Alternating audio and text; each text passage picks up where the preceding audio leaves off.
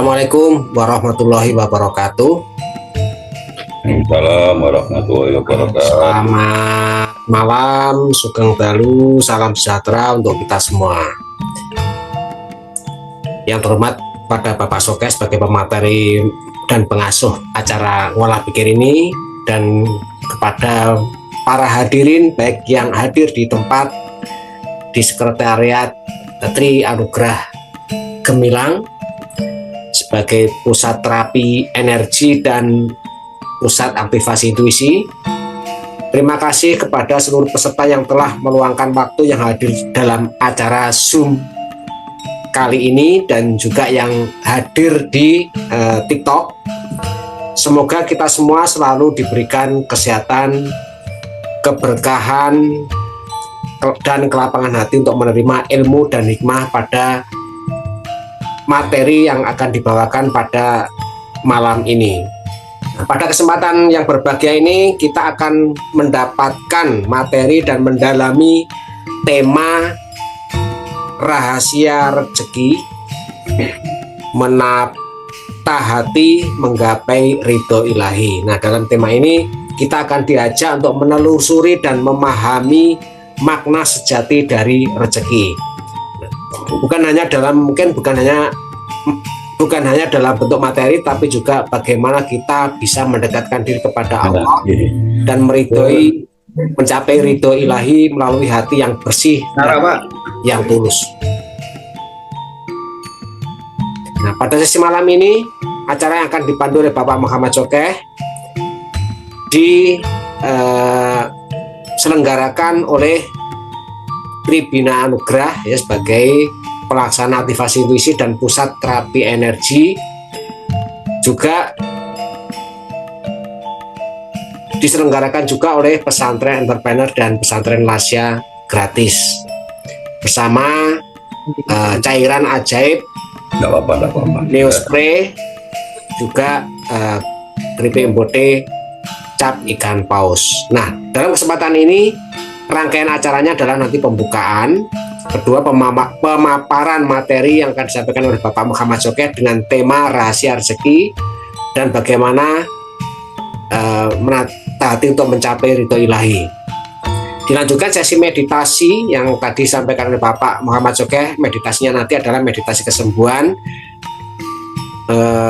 dibarengi juga dengan transfer energi. Selanjutnya, jika ada yang mau terapi energi secara privat jarak jauh, nanti silakan langsung menghubungi di chat juga bisa, atau melalui nomor WA yang tadi broadcast ke nomor WA Bapak Ibu sekalian. Untuk itu marilah kita, sebelum kita mulai lebih jauh, kita berdoa sesuai dengan agama dan kepercayaan kita masing-masing. Berdoa kami persilahkan.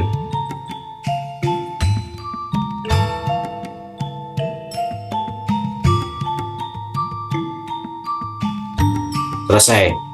Nah, menginjak acara selanjutnya yaitu pemaparan materi yang akan disampaikan oleh Bapak Muhammad Sokeh. Waktu dan tempat kami persilakan. Terima kasih. Assalamualaikum warahmatullahi wabarakatuh. Waalaikumsalam warahmatullahi wabarakatuh. Alhamdulillahirabbil alamin. Malam ini kita bertemu kembali dengan tema tema sekarang rahasia rezeki. Rezeki kok dirahasia. Terima kasih untuk yang sudah hadir di sekretariat maupun di Zoom dan di TikTok ya. Nanti kalau yang di TikTok bisa DM ya kalau mau terapi. Insya Allah nanti di akhir acara kita akan meditasi kesembuhan bagi yang sakit dan bagi yang sehat. Insya Allah bisa meningkatkan imun tubuh kita sehingga kita bebas dari yang namanya penyakit. Malam ini temanya rahasia rezeki. Rezeki itu sebetulnya sudah disiapkan oleh Allah Subhanahu wa Ta'ala, Tuhan yang Maha Esa. Cuman terkadang kita nggak sabar untuk menjemputnya. Ya seperti kita menjemput teman yang di stasiun kan pasti ada. Nah, jadwal kereta apinya tiba itu sudah terjadwalkan. Begitu juga dengan rezeki. Sebelum dimulai, kalau saya boleh bercerita, ini ada sebuah kisah. Dikisahkan itu ada seorang wanita yang kaya raya, ini tidak mengganggu wong baik. Ada seorang wanita yang kaya raya, yang sangat kaya dan dermawan, murah hati. Sebut saja namanya Bu Umi gitu ya. Itu kan perempuan ya. Kalau Abi laki-laki katanya. Kedermawanan Bu Umi ini sangat masuk di kalangan masyarakat. Bahkan ada 2 orang pengemis buta yang mengetahui tentang kedermawanan Bu Umi ini. Maka setiap hari 2 pengemis buta ini menunggu Bu Umi di pinggir jalan yang biasa dilalui. Nah, 2 pengemis ini memiliki harapan dan permintaan yang berbeda dengan cara doa mereka. Yang pertama ini berdoa, ya Allah, anugerahkan rezeki kepadaku dari kemurahan-Mu. Sementara yang kedua, ya Allah, anugerahkan rezeki kepadaku dari kemurahan Bu Umi. Ucap pengemis yang kedua. Jadi doa itu diucapkan keduanya. Mengetahui hal ini, Bu Umi yang mengetahui ada 2 orang pengemis yang ada di pinggir jalan ini, kepada kedua pengemis tadi diberikan hal yang berbeda. Kepada pengemis yang pertama, yang tadi doanya itu mengharap ridho rezeki dari Allah, Bu Umi ini memberinya uang 200.000. Selanjutnya, untuk pengemis yang kedua, yang mengharap rezeki dari Bu Umi ini diberikan 2 adonan roti dan ayam bakar, yang di dalamnya telah diselipkan uang sebesar 1 juta rupiah. Pengemis kedua ini merasa tidak mendapatkan uang, hanya mendapatkan adonan roti. Maka pengemis kedua ini menjual ya apa yang diberikan oleh Bu Umi tadi, adonan roti dan ayam panggang ini, kepada pengemis pertama dengan harga 200.000. Demikian ini sampai terjadi 10 hari. Maka pada saat hari ke-10, Bu Umi ini menemui kedua pengemis tadi dan berbincang-bincang. Kepada pengemis kedua ini ditanyakan, apakah kamu puas dengan pemberianku? Pengemis kedua ini menjawab, memangnya apa yang engkau berikan padaku? Kata pengemis ini dengan sedikit kecewa. Apa jawab Bu Umi? Aku telah memberimu 10 juta. Tidak mungkin, kata pengemis yang mendapatkan adonan roti tadi. Setiap hari engkau memberiku adonan roti dan ayam panggang. Lalu aku menjualnya ke temanku dengan harga 200.000. Maka Bu Umi ini terkejut dan menyadari bahwasanya ini adalah kemurahan Tuhan, kemurahan Allah Subhanahu wa Ta'ala kepada hambanya yang mengharapkan anugerah dari Allah, bukan anugerah dari kebaikan Bu Umi tadi. Nah, jadi pengemis pertama yang mengharapkan kemurahan dari Allah, maka Allah segera memberinya kehidupan yang serba berkecukupan. Meskipun dia sendiri, pengemis tadi tidak punya rencana, tidak punya niat untuk mendapatkan uang sebanyak itu. Maka ditegaskan bahwasanya barang siapa yang mengadukan kefakiran kepada Allah, pasti Allah memberinya rezeki dari arah yang tidak disangka-sangka. Dan kita juga harus meyakini bahwasanya takaran rezeki setiap orang tidak akan tertukar. Maka ketika Tuhan Allah Subhanahu wa Ta'ala telah berkehendak, pasti akan terjadi. Jadi dari kisah ini kita bisa mengambil kesimpulan bahwa semua rezeki yang akan kita dapatkan itu memang masih menjadi rahasia. Maka dari itu kita harus mengadukan masalah atau mengharapkan rezeki kepada sesama manusia ini pasti akan meleset dan tidak sesuai dengan ekspektasi kita, dengan harapan kita. Tapi ketika kita mengadu dan berkeluh kesah tentang hidup kita kepada Allah, pasti kita akan mendapatkan solusi dengan cara Tuhan yang tidak pernah kita duga sebelumnya. Jadi itu cerita tentang awal daripada materi malam ini. Ya, ini masih awal. Nah,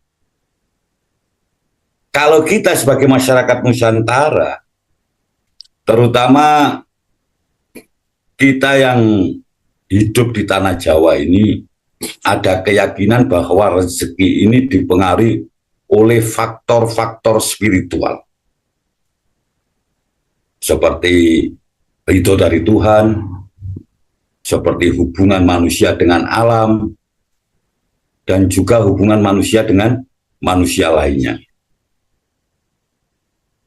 Dalam konteks budaya Jawa, kita kesampingkan dulu, kita nggak berbicara tentang konteks agama, tapi kita di sini konteks budaya Jawa.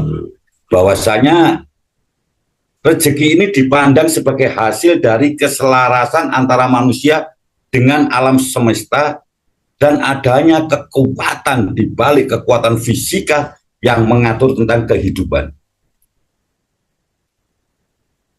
Ini mencakup beberapa aspek-aspek seperti keberuntungan, tata krama spiritual, terus juga tentang penghormatan terhadap nilai-nilai yang diyakini akan mendatangkan keberkahan.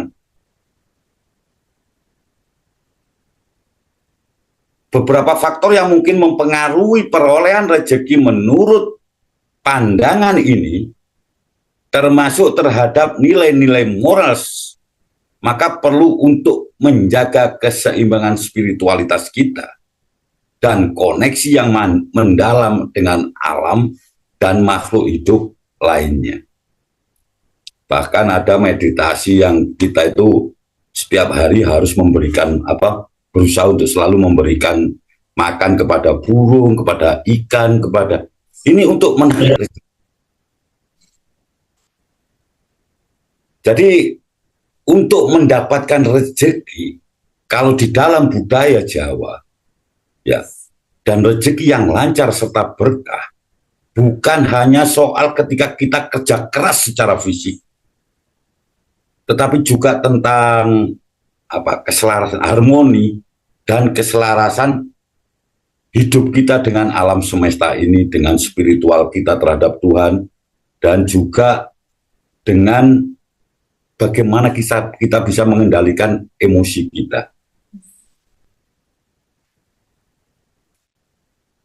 Kalau di dalam kepercayaan orang-orang Jawa zaman dahulu, bahwasanya yang mempengaruhi rezeki ini menjadi sering seret nih, terhambat. Nah, ada beberapa penyebab. Yang pertama, kita menganggap bahwa apa yang kita dapatkan itu adalah milik kita. Dapat uang, ini uangku, seperti tema yang kemarin nih Pak. Ini duitku. Sehingga kita sangat sulit untuk mengeluarkan uang tadi atau rezeki tadi untuk dibagi kepada orang yang lebih membutuhkan. Istilah agamanya sodako. Ya. Kalau kita sudah mulai menggenggam apa yang sebenarnya bukan milik kita, rezeki itu kan bukan hanya milik kita. ya. Tapi sebagian ada hak-hak dari orang yang membutuhkan. Yang kedua ini kita bicara tentang hukum alam semesta itu apa? Law of cause and effect ya. Hukum sebab akibat. Wong tuwek-tuwek ngarani kena karma awak mula, atau biasa disebut dengan, kalau di saudara-saudara kita Hindu itu mengenal yang namanya hukum karma ya. Terus karena hukum karma ini kan sebetulnya konsep dari India ya, dan itu dijaga kelestariannya di dalam ajaran saudara-saudara kita yang beragama Hindu, dan juga saudara-saudara kita yang punya keyakinan Jain, terus keyakinan apa yang hampir kayak Islam itu Sikh, dan juga Buddhisme. Nah, hukum karma ini memiliki beberapa prinsip. Di antaranya, setiap tindakan yang kita lakukan, baik berupa pikiran, perkataan, atau perbuatan, akan menghasilkan akibat yang sebanding. Jadi ketika kita berpikir untuk berniat jahat kepada orang, maka orang pun akan memiliki niat jahat kepada kita.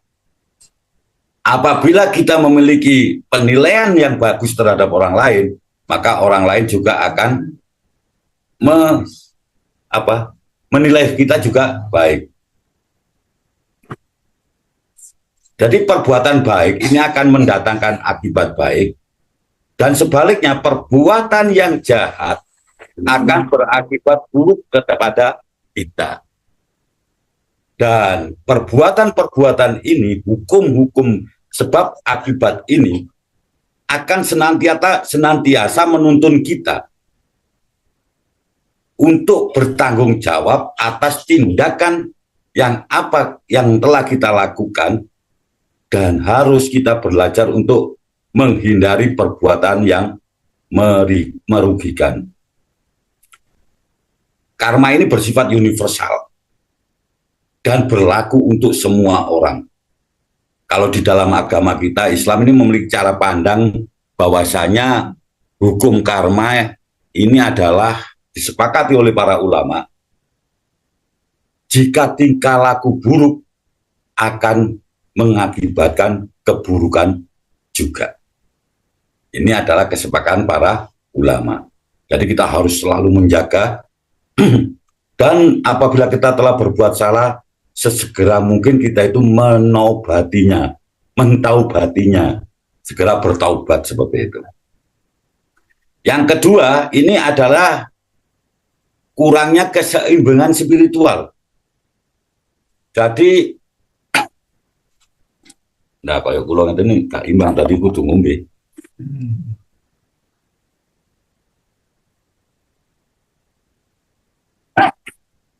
Keseimbangan antara fisik dan spiritual di dalam hidup seseorang ini dianggap penting. Ketidakseimbangan ini dapat mengganggu yang namanya aliran rezeki. Keseimbangan spiritual yang dimaksud adalah di mana seseorang ini mampu mengendalikan nafsu dengan prinsip-prinsip terdalamnya. Jadi keseimbangan spiritual juga dapat diartikan sebagai upaya untuk memulihkan keseimbangan di dalam diri dengan mengadopsi sebuah kesederhanaan. Jadi spiritualitas di sini adalah istilah yang menggambarkan hubungan dekat dengan hal-hal yang bersifat kejiwaan atau rohani. Beberapa spiritualitas diantaranya adalah mempercayai terhadap Tuhan, selalu menghadirkan Tuhan di dalam setiap langkahnya, selalu menghadirkan Allah Subhanahu wa Ta'ala di dalam setiap pun yang dilakukan, memiliki ikatan lebih kepada hal yang bersifat kerohanian dan kejiwaan, memiliki kekuatan yang datang dari dalam dirinya, memahami diri terdalam, memahami sejatinya apa iki sopo. Siapakah kita? Seperti tema kita kemarin, ya. Melihat kehidupan dari perspektif yang lebih luas dan objektif, tidak selalu subjektif. Ini orang-orang yang memiliki keseimbangan spiritualitas. Dan dengan keseimbangan spiritualitas ini dapat membantu kita memiliki ketenangan lahir dan batin. Kalau di dalam dunia pendidikan, penanaman spiritual sejak dini dapat membentuk karakter siswa dan menjaga moral mereka. Ini kan menjadi keprihatinan kita saat ini. Ketika kita konsentrasi fokus kepada prestasi intelektual putra-putri kita, kita lupa bahwa kecerdasan itu bukan hanya kecerdasan intelektual, ada kecerdasan spiritual, ada kecerdasan emosional. Ini penting, ya, sangat penting harus kita kembangkan dengan seimbang. Karena apa? Kalau cuman kecerdasan intelektual, nanti anak-anak kita itu akan mudah tersesat, akan mudah emosionalnya ini nggak stabil. Dan kalau cuman hanya itu spiritualnya juga nggak cerdas, maka juga akan membahayakan. Dengan keintelektualan yang tinggi, mereka akan sembrono, ya, sembrono bahasa Indonesia ini apa? Ceroboh, ya, melakukan hal-hal yang kurang baik. Ada pepatah yang orang Jawa bilang, nun sewu lek wong bodoh punya niat jahat, itu masih jauh lebih berbahaya ketika wong pinter punya niat jahat. Nah. Yang ketiga yang bisa menghambat rezeki kita, ketidakpatuhan terhadap norma dan etika. Jadi tidak bisa menjaga tata krama atau adat istiadat yang dianggap penting, yang di dalam masyarakat ini bisa mempengaruhi aliran rezeki. Ini juga cukup memprihatinkan. Anak-anak sekarang, ya, kebanyakan itu menaruh ilmu itu di belakang, di depannya adab. Adab ditaruh di belakang. Sehingga ketika ketemu orang tua gitu ya, mereka akan adab asurnya nggak ada. Ketika kita dulu ketemu guru, takut Pak ya, munduk-munduk bukan berarti takut dipukul, enggak. Karena ketawaduan kita, ya, karena kita senantiasa mengharap ridho dari guru. Lek guru ngekei ilmu terus kita nggak diridhoi, ya ilmu kita nggak akan bermanfaat. Tapi ketika saya di kampus itu sekarang saya senang. Mahasiswa sekarang itu sopan-sopan. Kalau ketemu dosennya pasti menunduk. Bukan karena segan ataupun menghormati, enggak. Tulinan HP. Nunduk kabeh ini. Ternyata main Mobile Legend jadi ini. Main game dan sebagainya. Nah, ketidakpatuhan terhadap norma ini adalah perilaku yang tidak mengikuti pedoman-pedoman sosial, etika-etika yang berlaku di masyarakat, norma-norma yang berlaku di masyarakat. Ya, sehingga norma-norma atau kebiasaan-kebiasaan yang merupakan adat istiadat ini seakan-akan diabaikan. Padahal kalau kita mau belajar hukum itu, hukum adat, hukum kebiasaan ini sekarang sudah menjadi diambil sebagai bagian dari hukum positif yang berlaku di negara kita. Nah, akibat kita tidak patuh terhadap norma, ini kita bisa dikucilkan dari lingkungan masyarakat, bisa digunjingkan dan dijauhi masyarakat sekitar.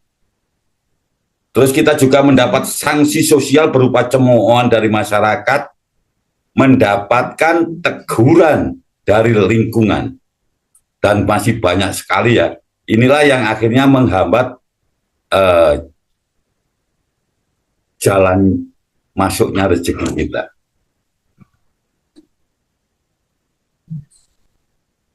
Kalau tadi norma, sekarang moral. Ketidakpatuhan terhadap nilai-nilai moral. Dulu itu ada pelajaran namanya pendidikan moral Pancasila. Ya. Sekarang sudah nggak ada, diganti apa saya lupa.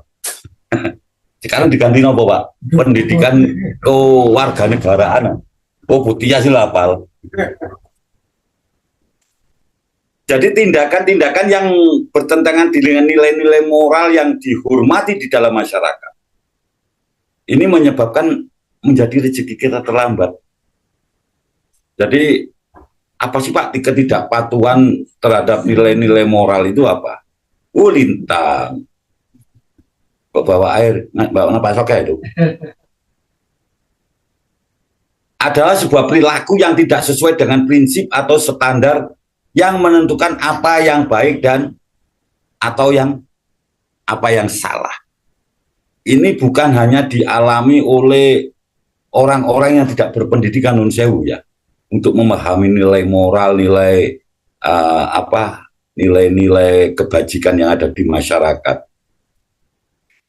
Ini banyak juga orang-orang yang berpendidikan justru kadang-kadang lupa dengan norma-norma yang ada di masyarakat.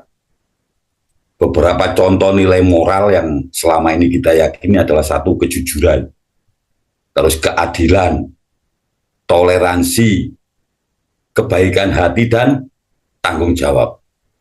Disinilah pentingnya hati nurani atau intuisi kita yang berfungsi sebagai pegangan pedoman. Kalau dulu ada pedoman penghayatan dan pengamalan Pancasila yang Eka Prastya Pancakarsa itu ya, yang ada TAP MPR-nya, TAP MPR nomor 2 tahun 1978, sekarang sudah dicabut. Dulu kita harus hafal, butir-butir Pancasila itu ada 36. Yang pertama, sila ketuhanan, ada berapa butir gitu.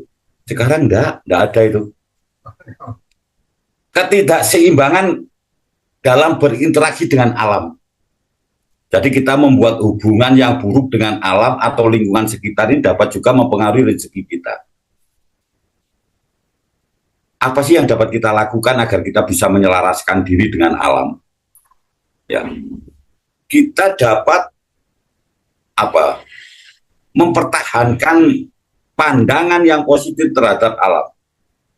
Maka alam semesta ini akan merespon pikiran dan perasaan kita, sehingga ketika kita memberikan getaran yang positif,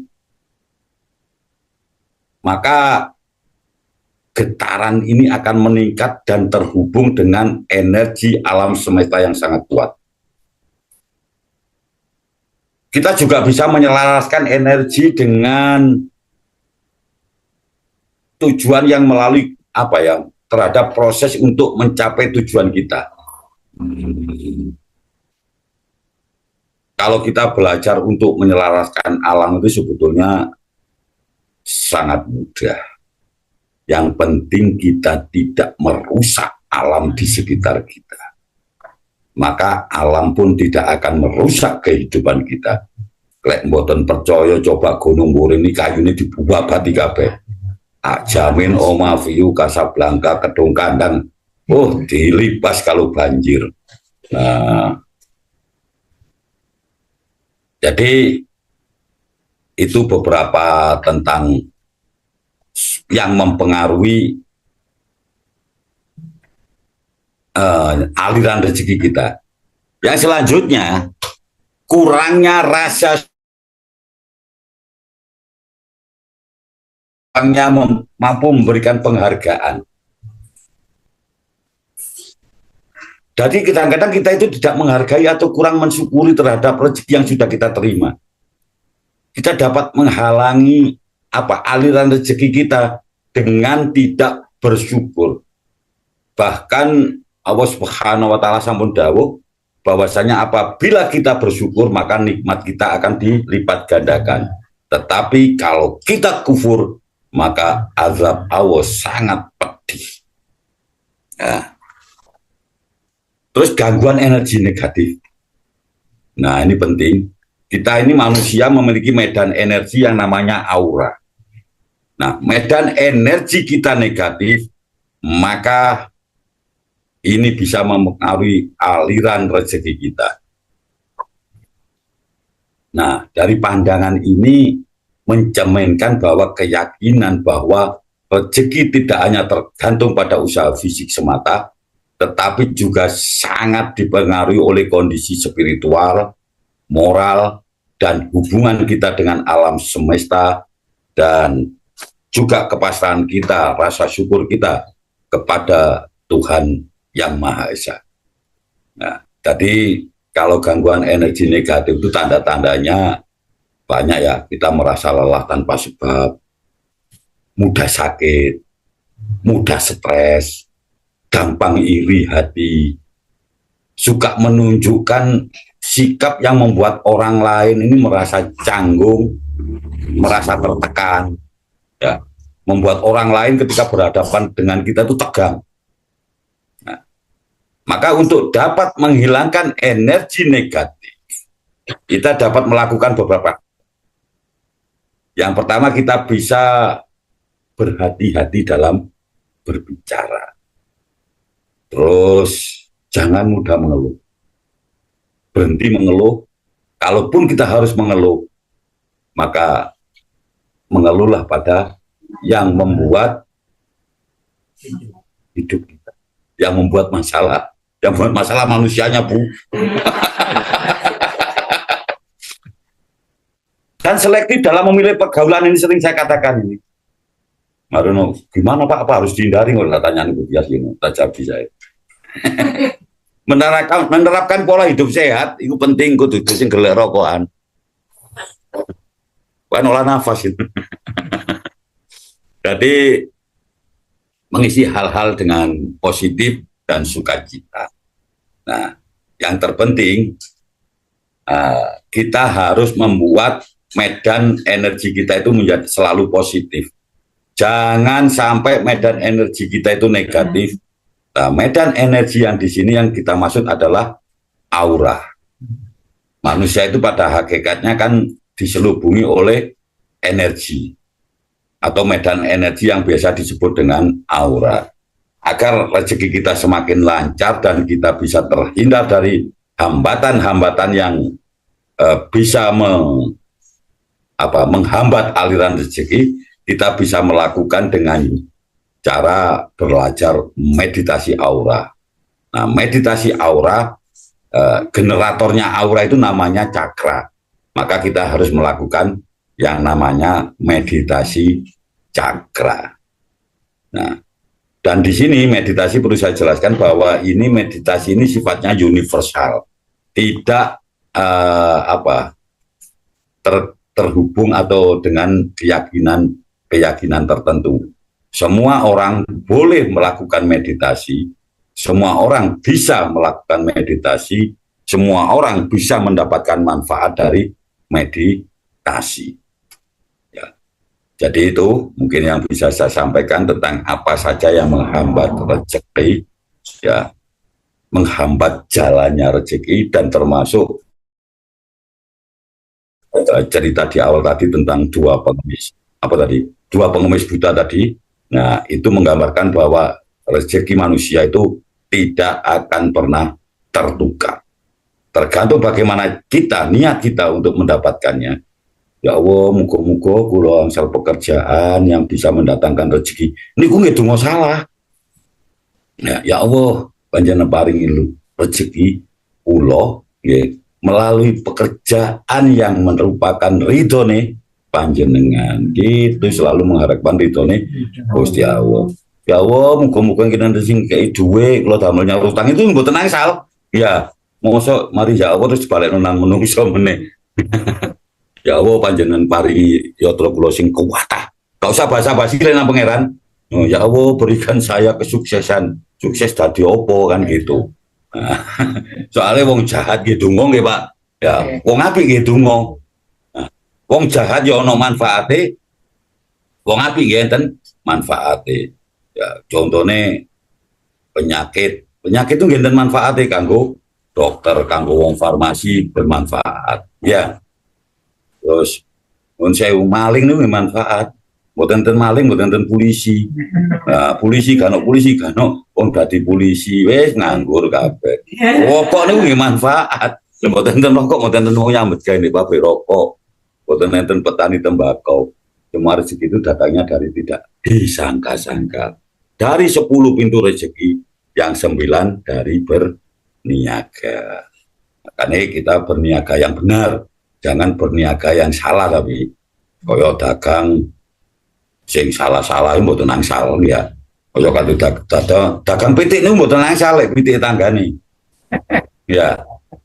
Tapi lek dagang pitik dhewe mboten napa-napa. Insyaallah kula mangke kula badhe dodol pitik lek tembas pitik ten kula mawon. Sak kilo murah pun nek ten kula 28.000. Piro? Pinten mahal. Saged rembuk. Saged dirembuk lah dari Mas Par saged dirembuk. Nah, monggo. Jadi asline nek pesen pitik ten kula mawon. Insyaallah disembelih dengan cara halal dan didapatkan dengan cara halal. Insyaallah berkah barokah lek njaluk khusus gratis. Musi. Itu salah satu jalan pintu rezeki kemarin kan kita mikir, aku usaha apa ya wong ya dodol pitik wis. Kali keripik ceker, Pak. Kali keripik ceker. Wah, ada. Oke, monggo Mas Par, mungkin itu ya yang bisa saya sampaikan. Ada pertanyaan monggo, kalau nggak ada nanti kita lanjutkan dengan meditasi kesembuhan kali ini. Monggo. Oke, alhamdulillah materi yang disampaikan sangat luar biasa sekali dan sangat mengena. Mudah-mudahan bermanfaat bagi kita semua, khususnya dalam hal rezeki yang kita harapkan keridhoannya dari Allah Subhanahu wa taala sehingga berkah dunia dan akhirat. Nah, monggo Bapak Ibu yang hadir maupun yang hadir di tempat maupun yang hadir di Zoom atau yang hadir di TikTok Live, yang mau bertanya bisa langsung bertanya. Kita kasih kesempatan untuk 3 pertanyaan terlebih dahulu. Monggo.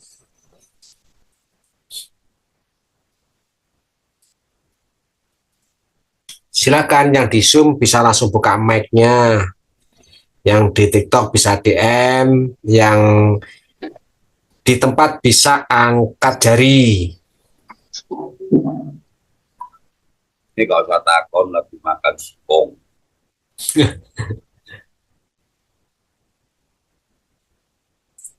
Kalau nggak ada, lanjut meditasi kesembuhan. Siapkan air putihnya.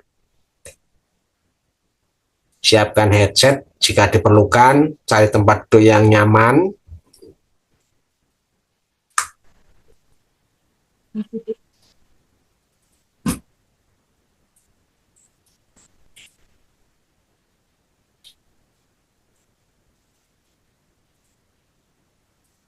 Monggo disiapkan dengan duduk rileks santai. Ya. Boten suwe-suwe meditasi nggih.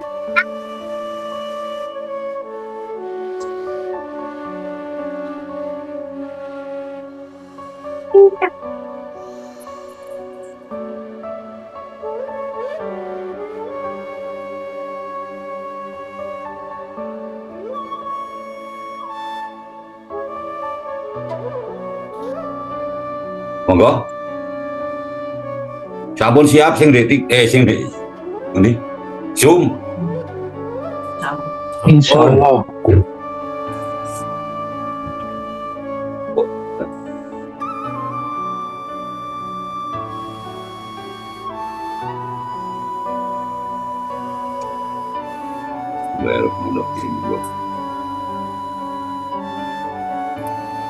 Mulai meditasi ini dengan mencari tempat duduk ini tadi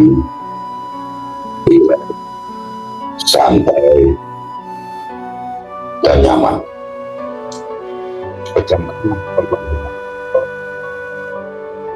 Ambil nafas panjang dari hidung, ambil nafas panjang dari hidung, buang lewat mulut. Ambil nafas panjang dari hidung, buang lewat itu. Yang saat ini sedang sakit, mudah-mudahan meditasi kali ini bisa membawa kesembuhan meditasi yang sehat. Semoga meditasi kali ini bisa menjadi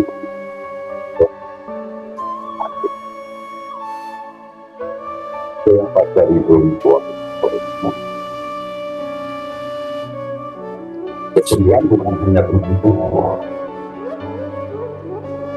juga tentang kekuatan di dalam diri kita.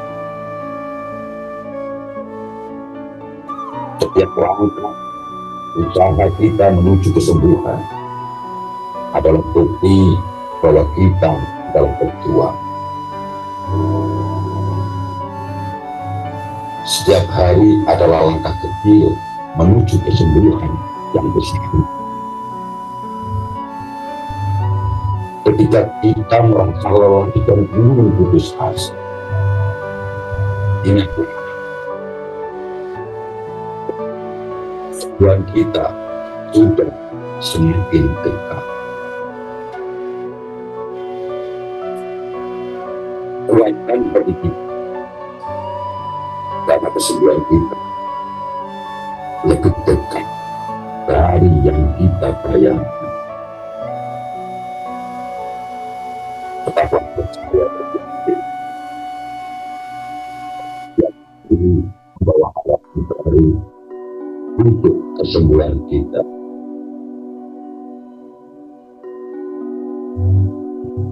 Jangan biarkan sakit meruntuhkan semangat kita.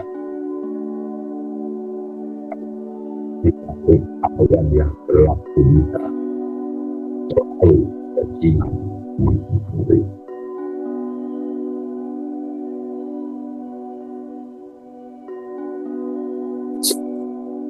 Terhindar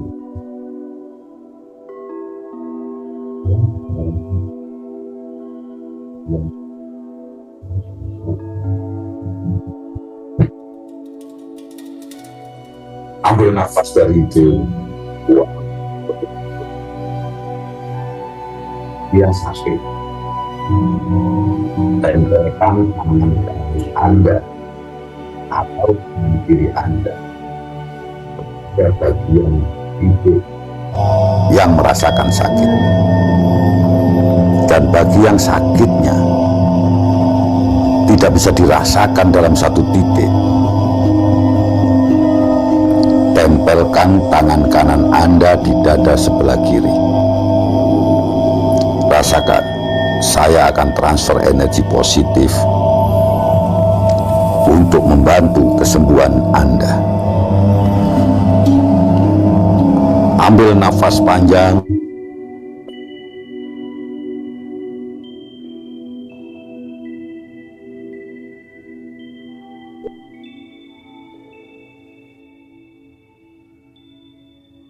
Setelah Anda menggunakan, lakukan terus, bagus, lepaskan. Ambil nafas panjang dari hidung, buang lewat mulut.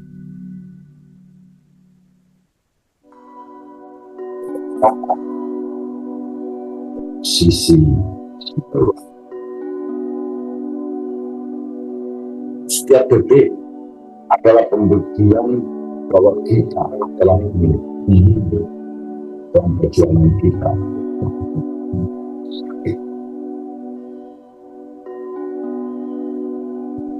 Kesulitan, tiap tantangan, tiap rintangan di dalam mencari kesembuhan adalah batu lonceng menuju kesembuhan yang semakin dekat.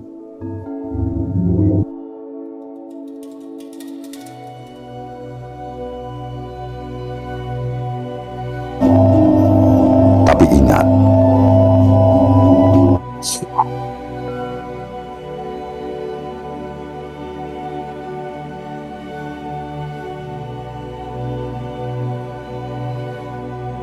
ketika kita lelah, berikan kekuatan kita mencari kesembuhan. Tidak istinya bahwa setiap hembusan nafas kita membawa harapan menuju kesembuhan. Tiap kesakitan yang kita rasakan dan Anda bahwa kita sedang berjuang untuk kesembuhan kita.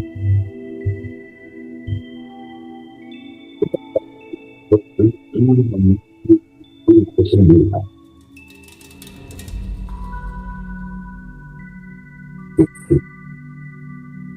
Sembuh esok hari. Percayalah, setiap proses memiliki akhir yang sangat indah. Jangan pernah takut. Dan dalam diri kita, kekuatan yang tidak di dalam diri kita, kekuatan yang lebih besar. Kita ini. Kekuatan kita adalah bintang yang membimbing kita melalui gelapnya malam. Tiap hari adalah kesempatan baru untuk memperoleh kemenangan atas penyakit. Ambil nafas panjang dari hidung, buang lewat mulut. Ambil nafas panjang dari hidung, buang lewat mulut. Ambil nafas panjang dari hidung, lepaskan.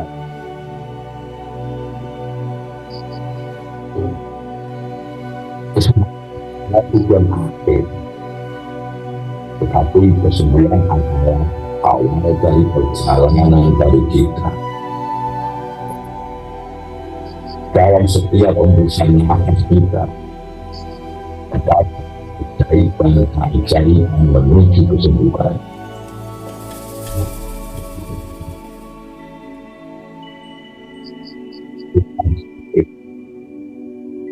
Aku terdapat sinar harapan yang akan kita menuju kesembuhan. Meskipun jalan kita menuju kesembuhan sangat berliku, tetapi telah tujuan yang pasti. Kekuatan kita melawan penyakit. Ada bagi banyak orang di sekitar kita. Sakit itu menjadi semua kita yang membantu. Karena setiap langkah menuju kesembuhan adalah bukti keberanian kita. Ambil nafas panjang dari hidung, kurangi dari mulut. Sekarang dari jalan ini kami membuat belajar sebelah diri. Lakukan. Rasakan saya akan transfer energi untuk Anda semua. Ambil nafas panjang dari hidung, tahan, lepaskan. Ambil nafas panjang dari hidung, tahan sekuat Anda menahannya. Tahan sekuat Anda menahannya. Tahan.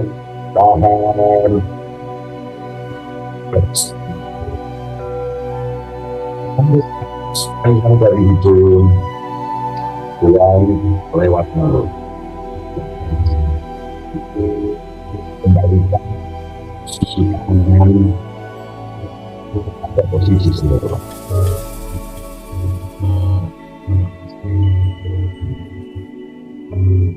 Berdoa pada Tuhan agar diberikan kemudahan dan jangan diberi kesulitan. Semoga kesembuhan mendekati kita semua seperti cahaya yang mendekati malam. Kita adalah bukti ini yang penyakit yang tidak disembuhkan oleh Tuhan yang setiap penyakit adalah ujian, setiap Tuhan adalah jalan.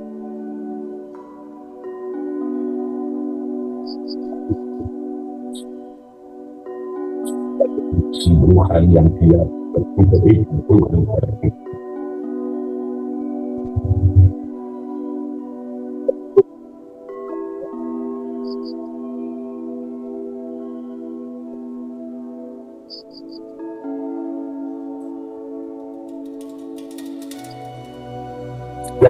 Mata adalah Tuhan.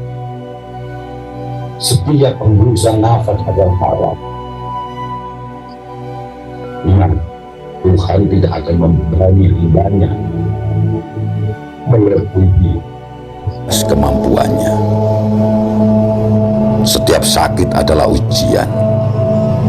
Setiap doa adalah kekuatan. Tiap langkah kesakitan adalah titik awal menuju kesembuhan. Di dalam setiap kesakitan dan kesulitan tersembunyi rahmat dan keajaiban Tuhan. Doa yang tulus adalah kunci terbesar menuju kesembuhan. Ketika doa dan usaha bertemu, maka keajaiban pun tercipta. Doa adalah pelita di tengah kegelapnya kesakitan. Kesembuhan datang pada mereka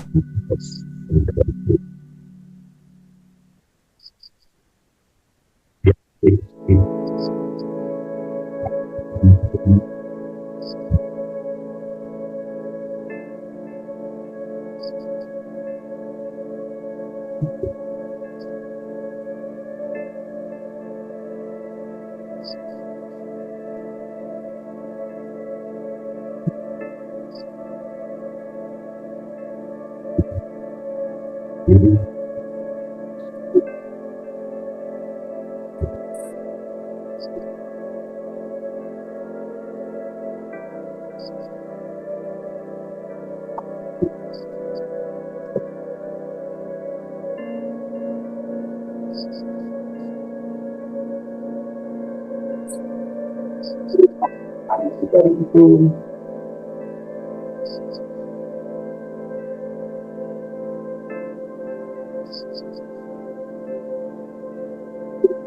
Panjang dari itu. Dan ini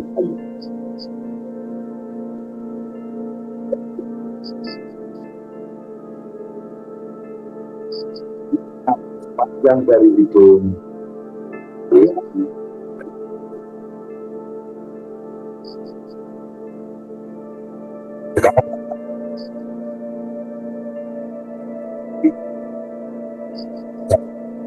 Lebih juga dari sebelumnya, 100 kali lipat lebih juga dari sebelumnya, 100 kali lipat lebih juga dari sebelumnya, 100 kali lipat lebih juga dari sebelumnya,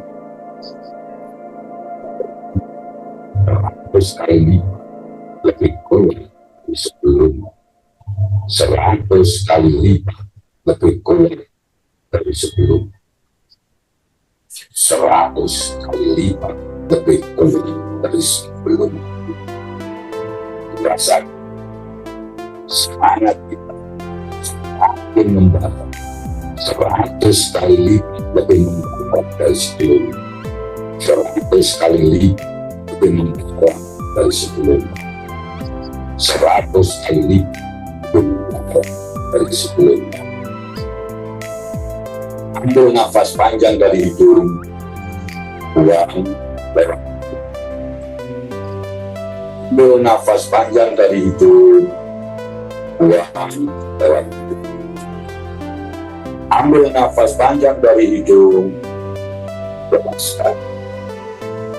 Dalam hitungan kelima, Kita buka mata. 1.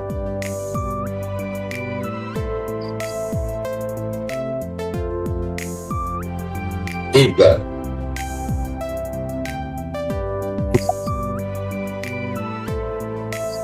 5. Meditasi selesai. Terima kasih.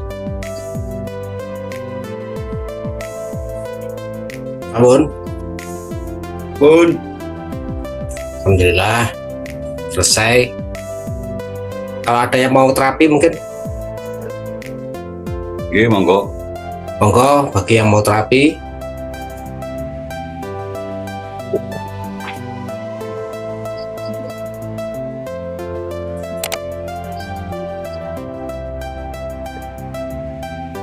Nggak ada kayaknya, Pak.